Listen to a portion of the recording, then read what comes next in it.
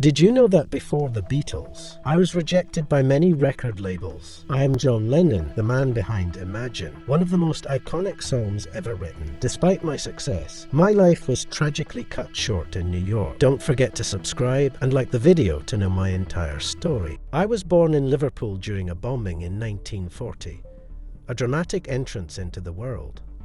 My father, Fred, was at sea, so I grew up with my mother, Julia. But it was my Aunt Mimi who eventually raised me in Mendips, her house at 251 Menlove Avenue. She was the one who bought me my first guitar, although she always said it would get me nowhere. As I grew up, I immersed myself in music and formed several bands before the Beatles came into being. At Quarrybank High School, my grades weren't the best, but it was there that I started the Quarrymen, the predecessor to the Beatles. Regarding my love life, I met Cynthia Powell during my days at the Liverpool College of Art. We fell in love and had a son, Julian. Although Cynthia and I parted ways later, she was always an essential part of my early life. Later, I met Yoko Ono, an avant-garde artist, and our connection was instantaneous. Together, we explored art, music, and activism, with her becoming a central figure in my life and career. Undoubtedly, one of my greatest achievements was co-founding the Beatles, alongside Paul McCartney, George Harrison, and Ringo Starr. From our humble beginnings at the Cavern Club in Liverpool to acclaim worldwide, our evolution was spectacular. Over time, I became one of the band's leading voices, co-writing some of the most iconic rock songs in history with Paul.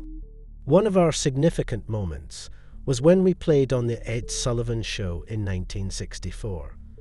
The fan hysteria, known as Beatlemania, was something we never imagined.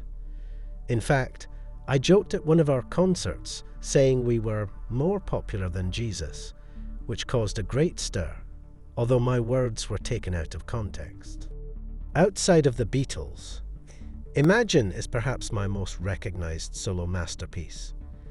This song, written on the white piano I had at home, became a peace and love anthem. Interestingly, though the song is seen as one of my creations, it was Yoko who inspired much of its lyrics, especially the concept of imagining a world without barriers or divisions.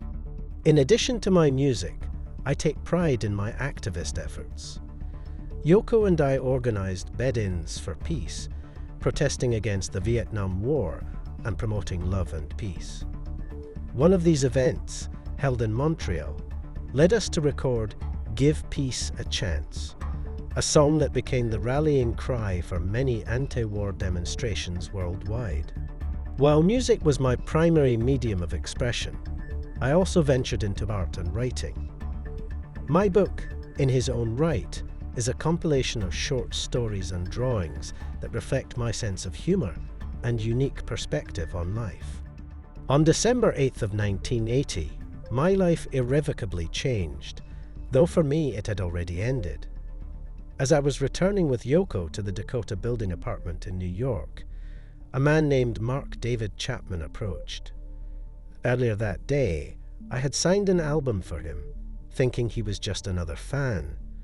However, by the end of the day, he shot me, ending my life at 40. My death not only left a void in the world of music, but left Yoko without her partner and my children, Julian and Sean, without their father. News of my assassination sent shockwaves around the world, with fans mourning and holding vigils. The cruelest irony was that I always promoted a message of peace and love, but my life was taken in a senseless act of violence. My existence, though tragically short, was one that left a mark, not just for the music, but also for the cultural impact I had. From the days of Beatlemania to my peace efforts, I always sought the truth and tried to make the world a better place, even as I faced my internal struggles and the loss of loved ones, like my mother Julia. My life is a testament to the power of music, creativity, and conviction. And while I'm no longer here physically, My legacy lives on in every note, every word, and every heart I touched. If this story has moved you, don't forget to subscribe and keep discovering more about other historical figures.